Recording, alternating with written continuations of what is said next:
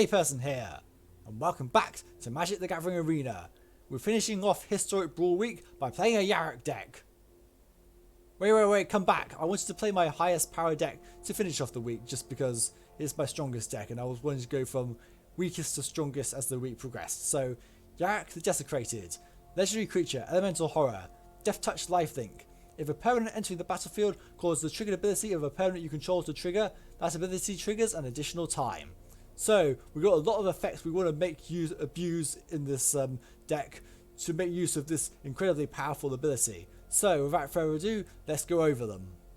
So first up we have Ruin Crab, which has a Landfall ability which actually works with Yarok because Yarok does not require the permanents who enter the battlefield to have their ability trigger twice be their actual ability. It can be the ability of any permanent and something of any permanent coming in. So Ruin Crab, whenever a land enters the battlefield under your control, each opponent mills 3 cards. So that is really good. With Yarok on the battlefield, in fact, if every time we drop a land, we get to mill 6 cards. This deck can actually win by milling out in many ways, especially with other landfall triggers. Also we have Omen of the Sea, where you enter the battlefield, scry 2, then draw a card, and then sacrifice it to scry 2, but we never use that ability in this deck. Acquisitions Expert, your opponent discards a card of their choice. Remember, all these abilities are doubled up by the inclusion of Yarok. We have Lotus Cobra, where whenever a land enters the battlefield under your control, add 1 mana of any colour. So this is really good because landfall abilities will double up with Yarok and Lotus Cobra becomes even better. Once Upon a Time, costs 0 mana if it's the first spell you've cast this turn. Look at the top 6 cards of your library, top 5 cards of your library, and you may reveal a creature or land card from among them and put it into your hand. Put the rest on the bottom of your library in a random order. We also have Paradise Druid because it's a hex-proof mana dork. It doesn't really have an enter the battlefield effect, but we can use it to get Yarok out quicker. Assassin's Trophy lets us destroy target permanent opponent controls. That's any permanent, though they do get to ramp themselves in the process, so there is that downside. Growth Spiral lets us ramp ourselves, drawing a card, put a land onto the battlefield, and triggering landfall abilities like Lotus Cobra and Ruin Crab. Arcane Signet adds 1 mana of any colour of your commander's colour identity. So that's pretty much in every deck, so we know what this does by this point. Midnight Clock, a blue specific artifact I tend to run for blue brawl decks because it allows you to shuffle your graveyard and your hand into your library and then draw 7 cards. So in this case, we can use enter the battlefield effects that might be lost due to opponent's removal. So that makes things really good. But that's the main reason it's in here. It just provides additional mana and ramp to get Yarok out. We have Baron, Tolarian Archmage, where when it enters the battlefield, return up to 1 other target creature or planeswalker to its owner's hand.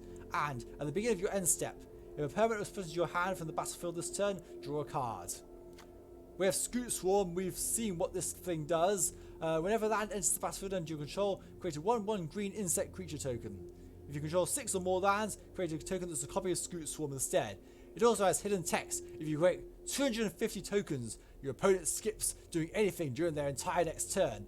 I should know from experience because that's exactly what happened earlier this week in the Tulsamere video. Kazundu Mammoth is both a has landfall itself and is a landfall trigger. So whenever land enters the battlefield under your control, Kazundu Mammoth gets +2/+2 until end of turn. We also have Risen Reef, which is really good with Yarok because Yarok is an elemental, so just by casting Yarok while Risen Reef is on the battlefield means we get instant value out of Risen Reef, where we can either ramp ourselves or draw a card, depending on what the top card of our library is. But even better than Risen Reef is Uro. Whenever he enters the battlefield, you get to gain 3 life and draw a card, and then put the land from your hand onto the battlefield. When Yarok is on the battlefield, we get to gain 6 life, draw 2 cards, and put up to 2 land cards from our hand onto the battlefield. This card is currently banned in standard. It's just a hilariously broken and overpowered card. And then we have Spark Double, where it can enter the battlefield as a copy of a creature or planeswalker you can control, except it enters with an additional +1/+1 counter on it if it's a creature, or it enters the battlefield with an additional loyalty counter on it if it's a planeswalker. So this allows us to double up on our enter the battlefield effects. So that's why it's in the deck. It can make things a bit too good, or we can even copy something like Faster Deep Dwelling, where she can flicker our creatures to reuse the edge of the battlefield effects every single turn, and turn simple ETB effects into highly abusable board destruction.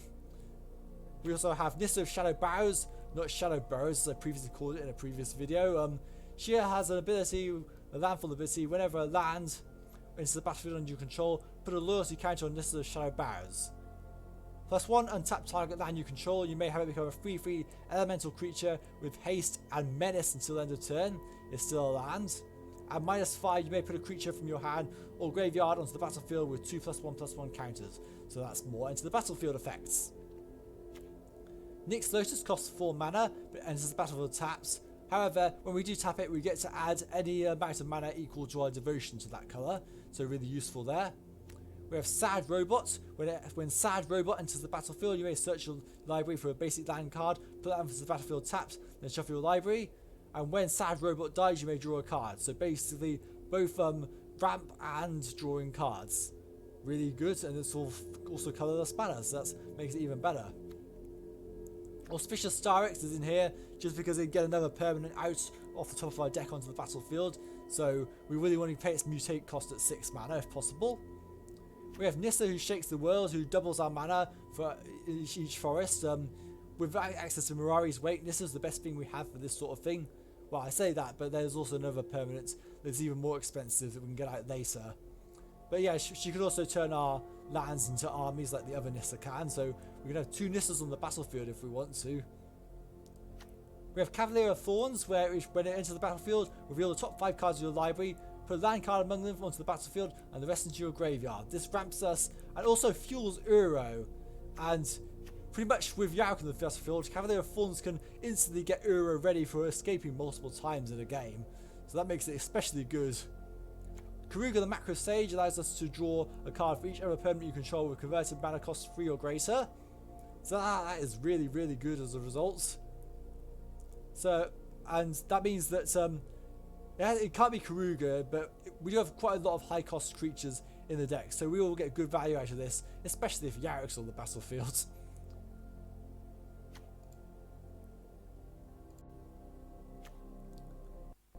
Now onto the 6 drops. We have Massacre Worm, which is, we're not running a board wipe in this deck because Massacre Worm is the board wipe.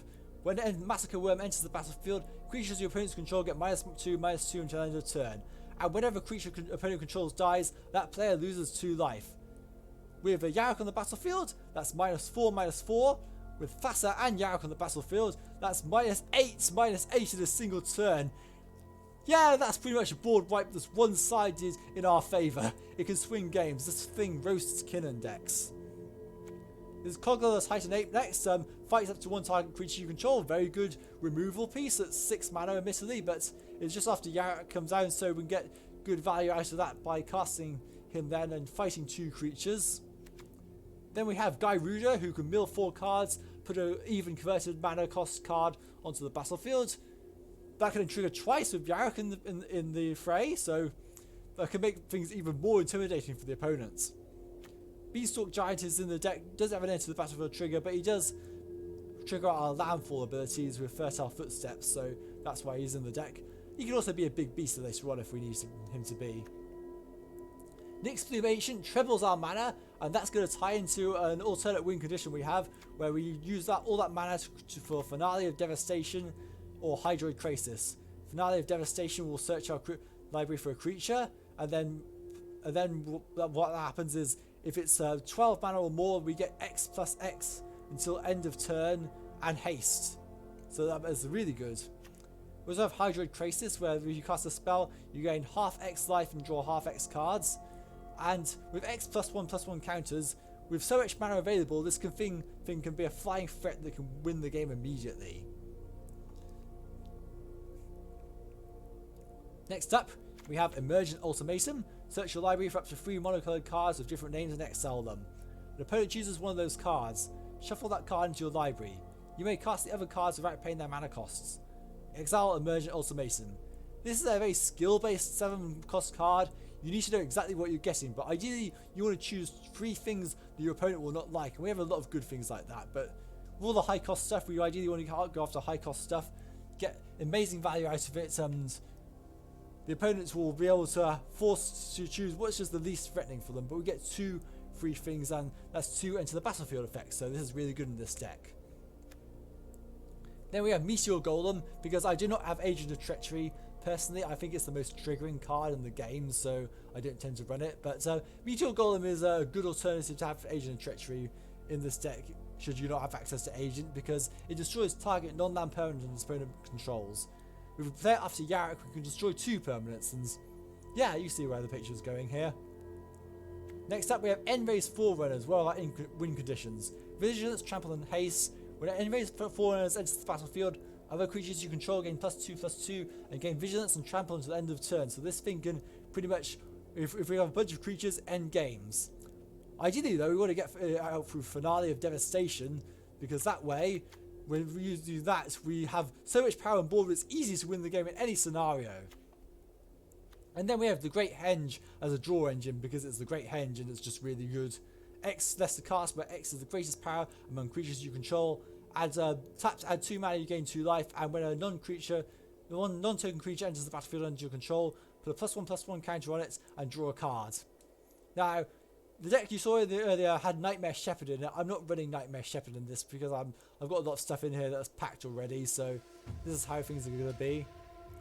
In terms of the mana base, if I can drag the bar over, we have Castle Vantress, 3 islands, Bajuka Bog, 2 swamps, 4 forests, Clearwater Murkwater Pathway, Fetid Pools, Temple of Deceit, Watery Grave, Overgrown Tomb, Temple of Malady, Breeding Pool, Temple of Mystery, Zag of Triome, Aether Hub, Command Tower, Fabled Passage.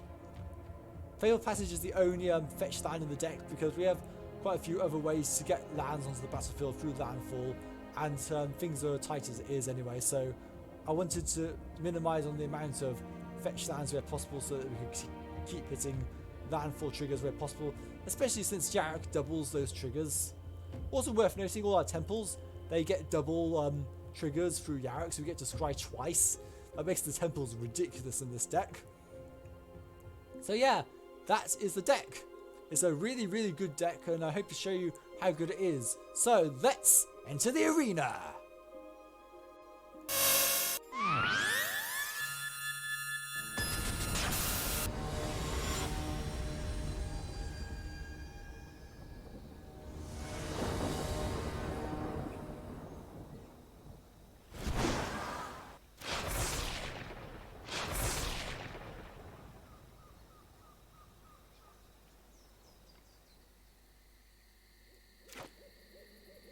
First game of the day, we're going first, but we're against Rakdos the Showstopper, so they have a inbuilt board wipe. We do have Lotus Cobra and Baron though, so that's a pretty good start.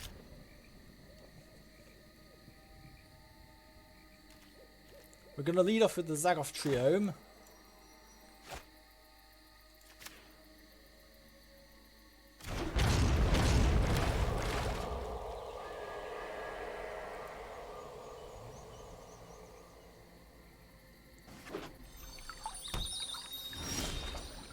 We're going to put down an island, cast Lotus Cobra. They're going to crack their Fabled Passage.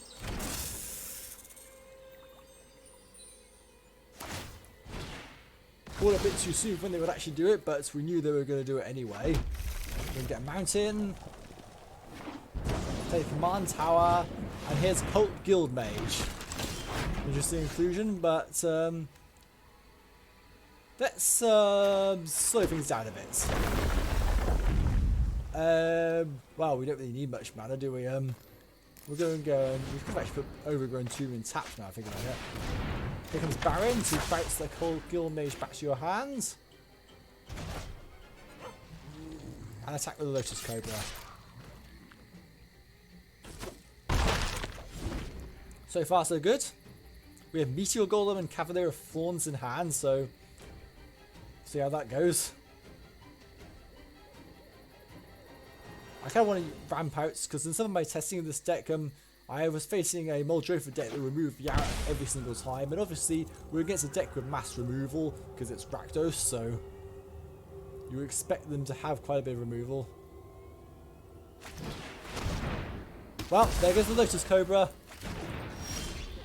So we're not going to quite get our Cavalier of Thorns out this turn, looks of it. So I think we're into this taps, because we can't really cast anything with 4 CMC, and we'll leave the Omen of the Sea open for on our end step. And then hopefully we can find a land and cast Yarok. Acrobat. That's a bit of a danger. They can easily block. Oh, I forgot to use my freaking Omen of the Sea. Oh, I got Sad Robot anyway, so that should help us get into Yarok. Let's see. We want a forest, I think. Yeah, because of Cavalier of Thorns, so yeah.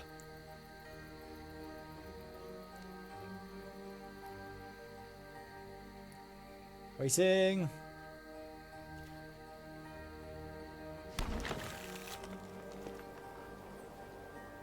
No attacks, because they can just block with Acrobat as it is, and then when they go to attack, they can turn it into a 4-1. And I think if that happens, we're going to block with Sad Robot and draw a card.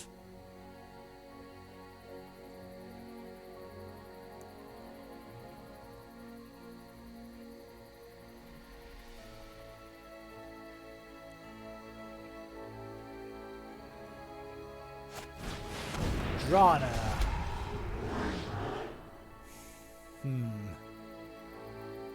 That is a big threat. Because they can basically get everything back. Uro is extremely tempting, but we're going to put Yarok down first.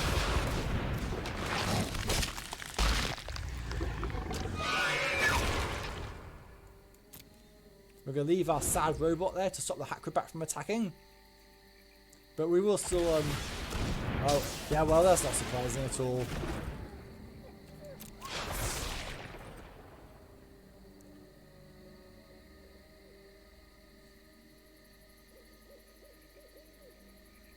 Right, so we probably need to ramp a bit, so I'll probably go with Uro next turn to help that, depending if we draw a land or not. They put the Cult Guild maybe back down again and attack the 4 in the air with Drana. But there's definitely in their graveyard for them to revive, so... okay, we're going to cast Uro this turn. Nice 4 damage you do in the air. Let me get 3 of it back. We're going to go submit 1. And enter it tapped. Unfortunately, we didn't get another land, but this is an instant, isn't it? So, yeah, no attacks, which is looking pretty bad for us so far. Next turn, we'll use Cavalier of Thorns to try and ramp a bit and fill the graveyard for Uro, and then hopefully escape Uro. Zagras. Oh, fun. So other creatures you control have Death Touch. That's not great.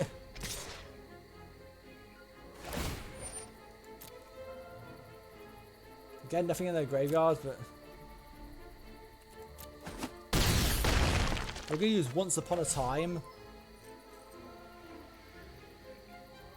so we can get ourselves a land.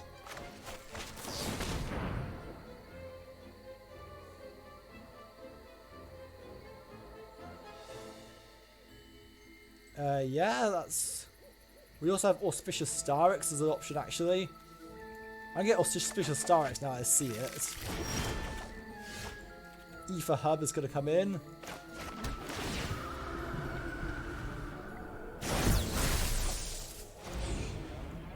We're going to mutate on top of Sad Robots.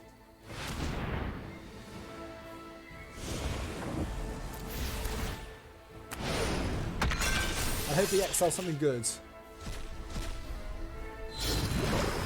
Fassa! Oh my goodness! We're going to attack with this, and then we've got Fassa to blink Baron every single turn to continually bounce things back to hand. So, unfortunately, we do lose our Starix at this point. We do get to draw a card off it, so that's quite good. I will flicker Baron and bounce Drama, because then we can stop them from returning their things we killed off.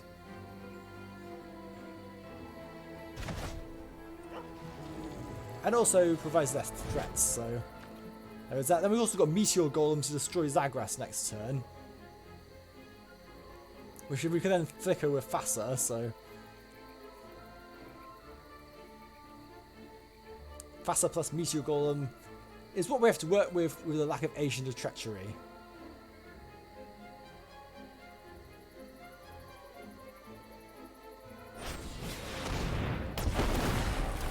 They've taken our Solemn Simulacrum, really? Well, that's annoying. They all have Death Touch as well, so...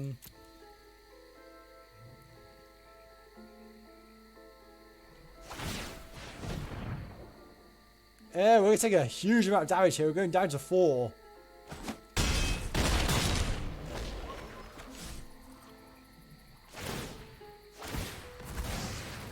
And then they sacrifice it and they get to draw a card. But that was pretty clever. Right, we cannot use much here, but we are going to cast ourselves a Meteor Golem.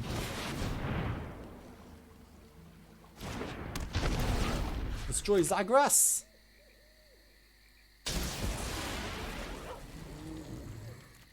Attack with Baron. And flick a Meteor Golem.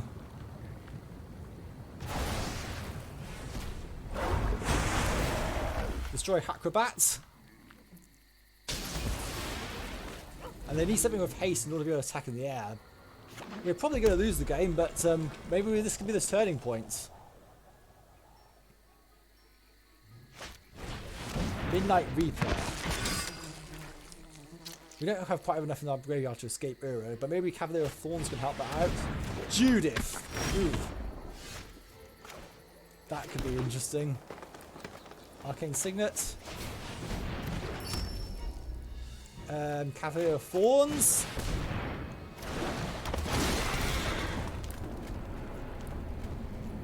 Castle Vantress on the battlefield.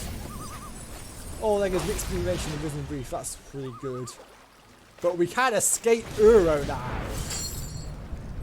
So that might save us. I don't think it matters what we exiled because there's not much. Well, actually, we can get some things back if needs be. So we'll go Once Upon a Time. I think Nissa would have got them back anyway. Okay, right. In that case, yeah, we'll submit 5. Escape Uro. Doomed my home.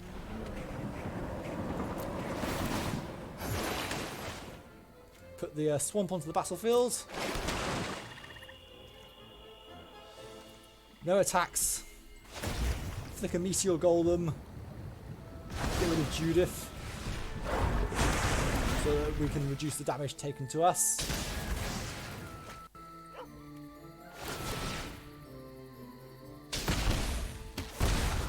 We might have been able to turn this around.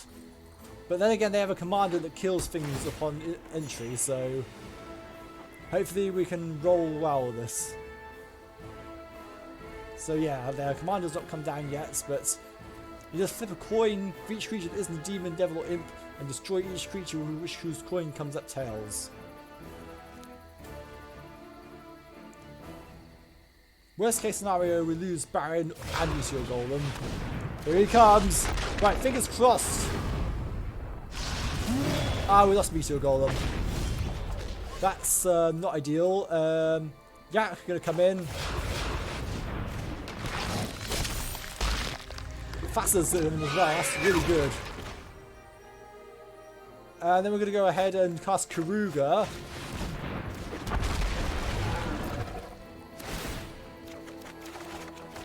And get ourselves a fresh new hand. I've been smoking too many cards. Wow. Ooh, the great henges there, that's pretty good. Running out of lands in the deck, we have to discard many of them now.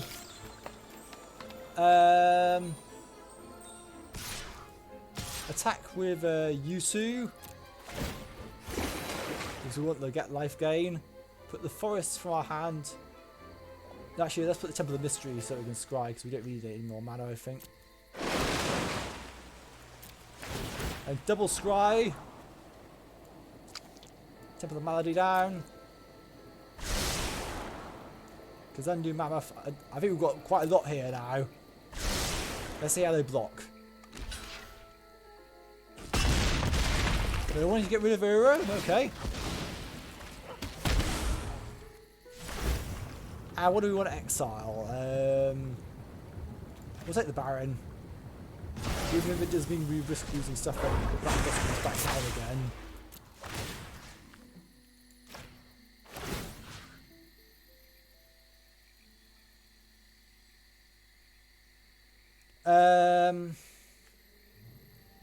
I guess submit 0. Baron is actually a pretty good addition to this deck now I think about it. I wasn't quite sure about it. Okay, we'll discard you. And we need to discard 4 cards. So we're going to get rid of Growth Spiral, Omen of the Sea. And I think we're going to get rid of Acquisitions Expert as well. See what we can here. We can use Gairuna next turn to see what we can keep. Please don't destroy Baron. Ah, we lost Uro. Dang. Oh, that sucks. But we got the Great Henge out, so no attacks, eh? Right, here's the Great Henge.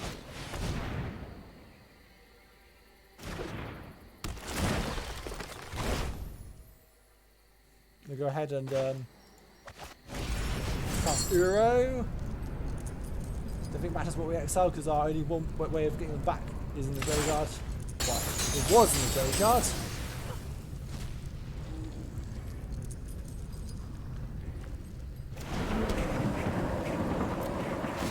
And look at this!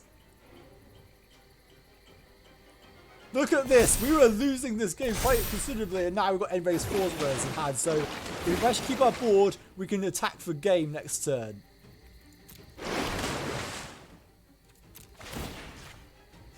This is ridiculous. Yarok is incredibly overpowered and busted.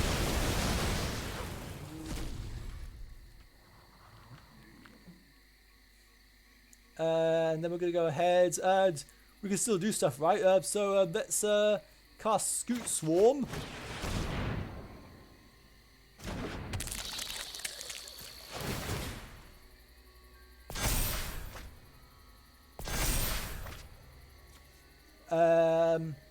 Then play a Ruined Crab. We can't really play End-Raise 4 runners at the moment, I don't think.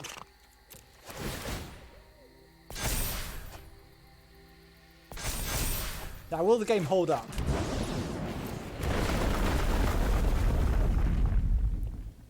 Look at this! This is ridiculous!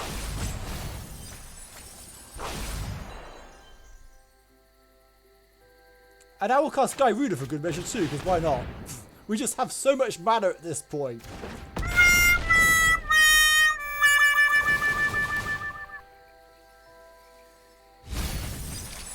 Actually, we've only got 5 cards left. We actually go careful we might build ourselves.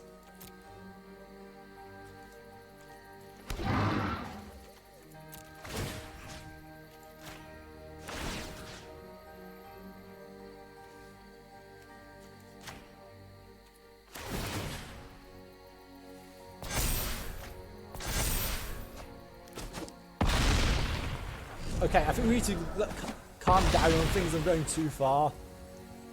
So yeah, we'll have to sort of try and discard down to... Oh, I know myself out. That was an amazing ending. I somehow managed to contrive to lose that game by milling myself out. Oh my goodness. Wow, that was way too... That was amazing. On to the next game.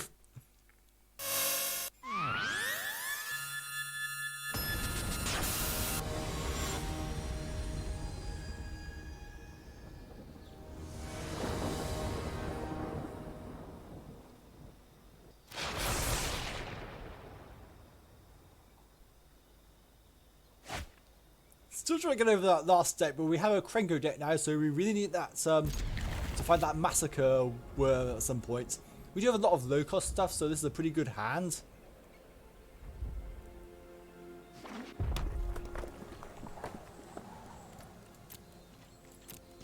Sometimes I immediately remember whenever once upon a time I had to click through. It's an easy thing to forget, especially since it's not used very often. Except in Brawl, of course.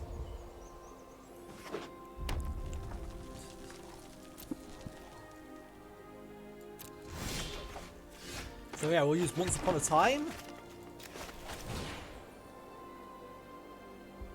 And the Risen Reef, I think, is a much needed draw engine. Provided we don't mill ourselves out again. I'm stupid. That was so dumb. Let's see what you've got in your hand. Playing you one card less. Cloud Piercer. Probably the least energized greasing, okay? It's probably the least useful card anyway, but we got Risen Reef coming in soon, but I don't want to say it. Conspicuous Snoop, that's a bit of an issue. Could we growth spiral into Assassin's Trophy? No, we can't unless we do it.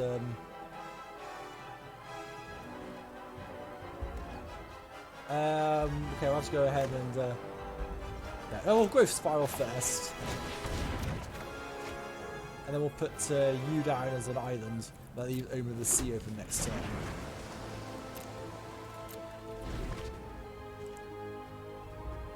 And then next turn we can play Yarok.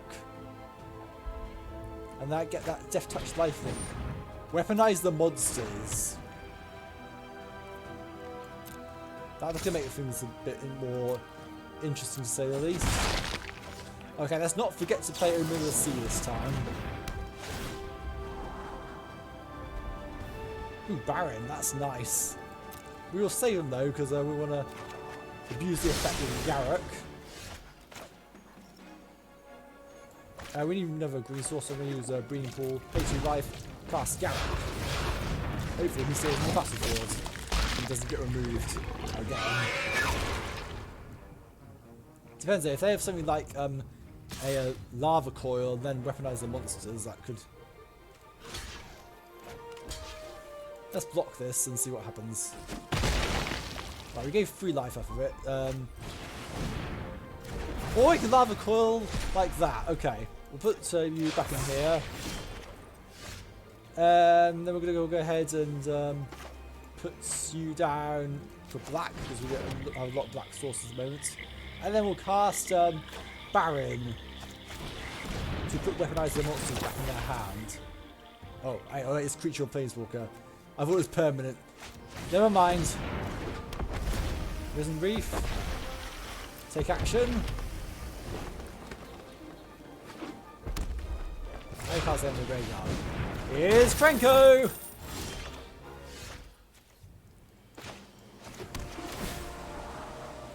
E for Hub. Never land. Rat coming down again. And Risen Reef's going to trigger twice. So we had 3 for Hub on top of our library.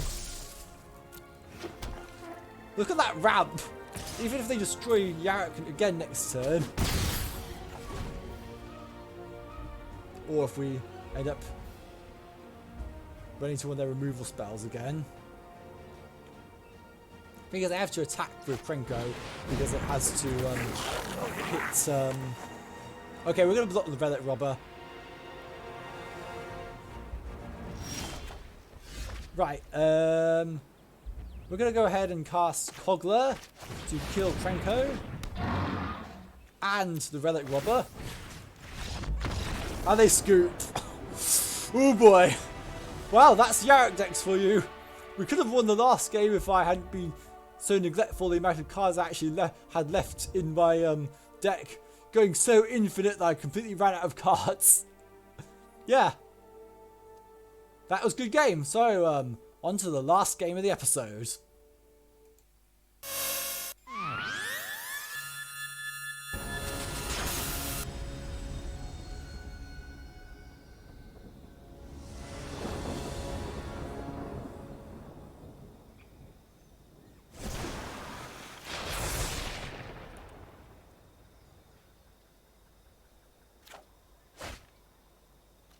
And we're against the Gitrog Monster. I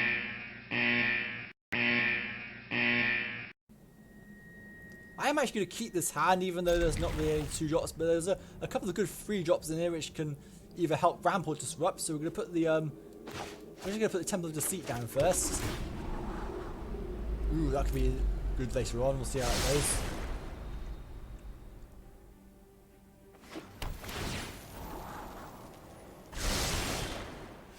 We'll also put the Overgrown Tomb down. Looks like our opponent is also having a bit of a slow start. Gitrog Monster is a really good commander. We've already seen a game against Gitrog Monster with the Feather deck, but we'll play a better deck now, so we'll go ahead and cast Risen Reef since they haven't put anything down yet. You see we've got End-Race Forerunners in our hands. Because Undo Mammoth comes down. Well, we can't really play Yarok next turn, can we? Oh, we don't even have the mana for casting Baron either, so that's a bit annoying. We can get faster down next turn, I guess. So we're off to a bit of a slow start in the end. Could have really done with using Baron. Oh, we can still use Baron now, think about it. So yeah, we're taking 5 this turn. We want to get faster down, but it's not viable at this moment. We have to put Baron down to bounce their Undo Mammoth or whatever else they play. They've got a Field of Ruin down, so that's pretty scary. They can destroy our Zagoth Triome. Play Baron. Put the Undo Mammoth back in hand. Temple of Malady down. There's our own Undo Mammoth. No attacks. Next turn we play Yarok and trigger Risen Reef.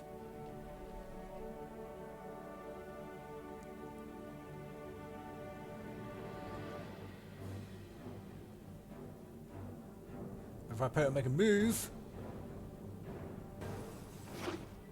our opponent finally makes a move and uses Landfall for Pterosaurus Skycat. So we're going to be taking 3 this turn. Unless they have something else with haste, which is seemingly unlikely in Golgari, but you never know. There are a few haste creatures in green. Questing Beast is a very good example of this. And we cast Yarok. That'll trigger Risen Reef. So we at least get somebody out casting that, even if he gets destroyed next turn. Uro, nice. We get a land as well? Yes, good. Oh, we'll have to cast Auspicious Starix as well. We'll also just play Undo Mammoth to the land, just in case Yarok gets removed.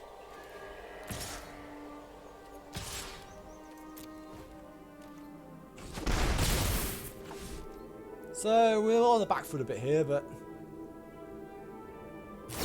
they do indeed have removal for Yarok. Should have seen that one coming. Okay, we could cast Yarok again next turn, but I actually want to set up some other things.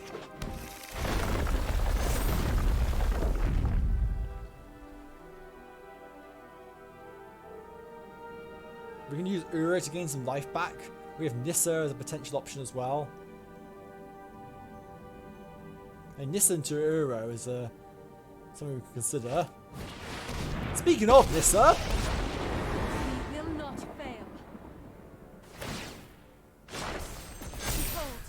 okay, this is getting out of hand a bit. We definitely need to cast Uro next turn. Ooh,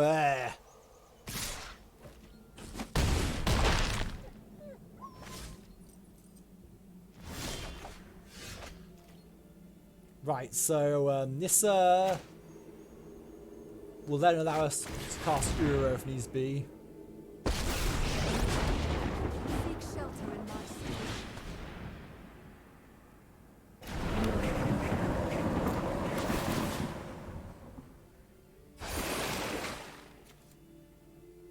Submit 1.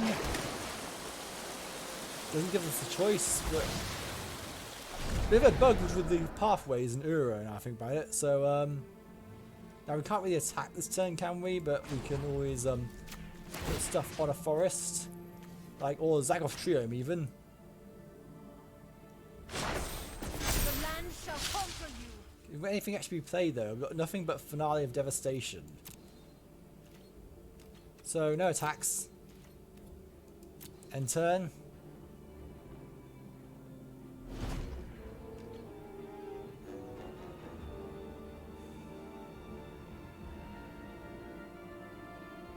Next turn we'll try and mutate on top of Risen Reef. The land fights for us. Unless we're dead on board this turn.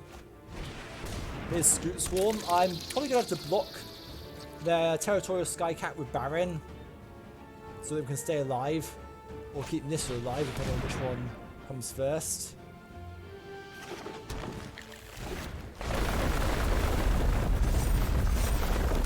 Yeah, we're definitely blocking the Territorial Skycat.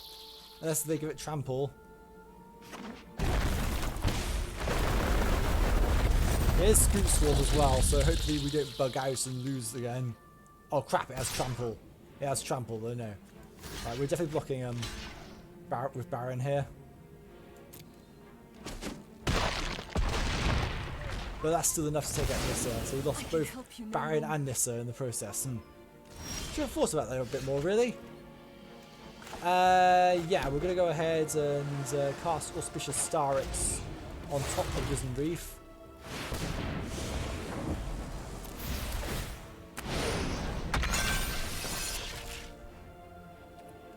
And to tap, dang it. Finale of Devastation is only castable for free at the moment, doesn't it? Okay, well. Okay, that's looking pretty bleak, so I'm going to have to...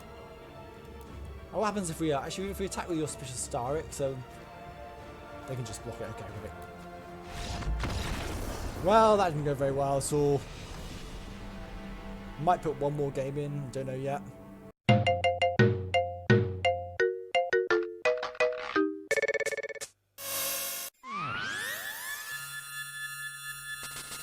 Well, that could have gone quite a bit better, couldn't it? Admittedly, we did only lose the first game because I forgot to check how many cards were actually left in the deck and went a bit too infinite because we could have potentially pushed for game on the following turns if necessary. So that was a bit unfortunate, but we did have a pretty good time of it, I think. So yeah, as for things you could do to change the deck, well, the obvious inclusion is a certain agent. So put the filters on.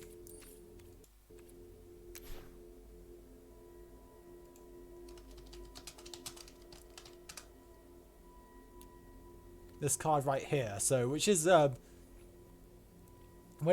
obviously this card basically can steal any permanent, so it's significantly better than Meteor Golem, so I put it in place of Meteor Golem if I was to do anything about changing certain aspects of the deck. But yeah, that's the obvious improvement to the deck. Apart from anything else, I think the deck is actually pretty good. I just got a bit unlucky in certain situations, or we just went to infinite. So it's maybe there's a bit too much card draw in here, but well, having access to card draw is always good, really.